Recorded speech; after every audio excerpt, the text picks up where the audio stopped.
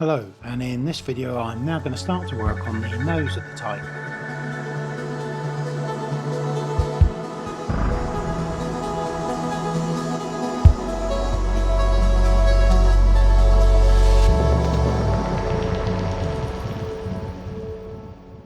So to give a nice hard edge to work to, I'm going to first of all use a straight edge and the dart just to engrave a line, and this will create a nice hard edge to work up to. Using the blending stump, I now start to apply some tone to the nostril and also some of the darker markings around it. I will generally do this a couple of times to eliminate any chance of any grain of the paper showing through. For any areas which are going to have fur put over, I just simply go in just a little bit lighter or leave a gap for it. Now, if I was to put too much tone on, I can simply remove this by using the putty eraser.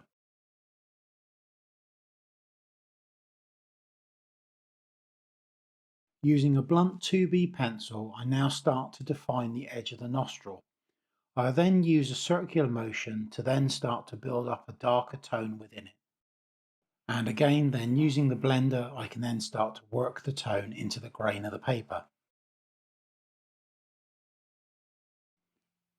I now repeat the same process again, but this time using the blunt 4B pencil.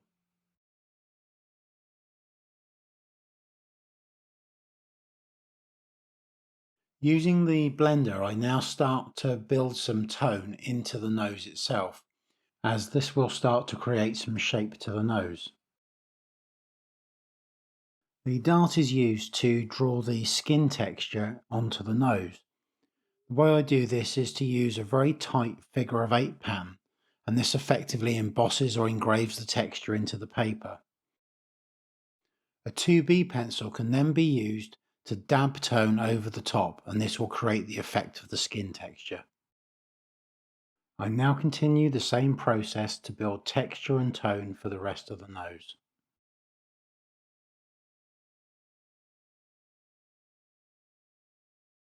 Switching to the 4B pencil, I can now start to apply some of the darker tone. Again, the pencil is blunt and I continue to just dab it on, and this will now start to give the nose a little bit more shape.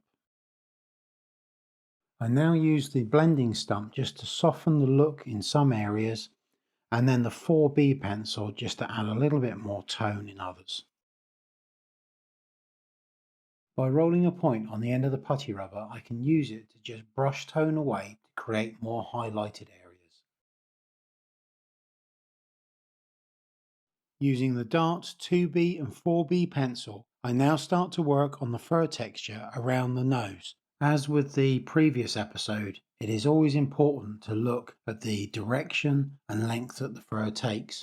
I then engrave this into the paper and then brush the pencil over the top to give the effect of the fur. A 9B pencil is used to just apply the last bit of contrast to the nostril. It is then blended out at the edges with the 4B pencil.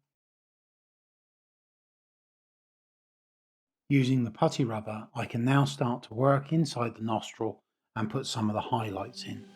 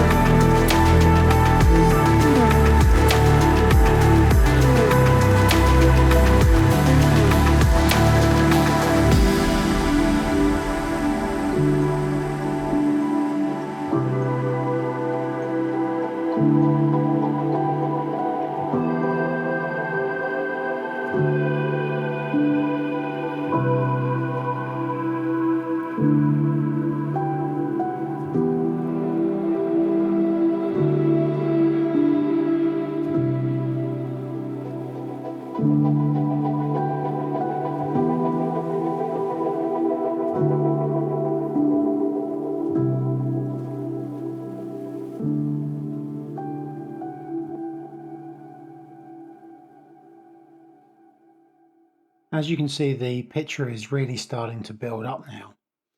And if you want to see a more in-depth video on how to create the fur texture, I'll put a link in the description below to the video I did last time when we worked on the fur texture around the eye.